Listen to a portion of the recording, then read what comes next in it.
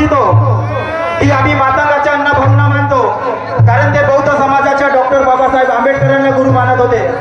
आम्ही डॉक्टर बाबासाहेब आंबेडकरांना मानतो, कारण ते माजी समाजाच्या महात्मा ज्योतिराव फुलेंना गुरु मानत होते। आम्ही महात्मा ज्योतिराव फुलेंना मानतो, कारण ते मराठा समाजाच्या छत्रपती शिवाजी महाराजांना गुरु मानत होते।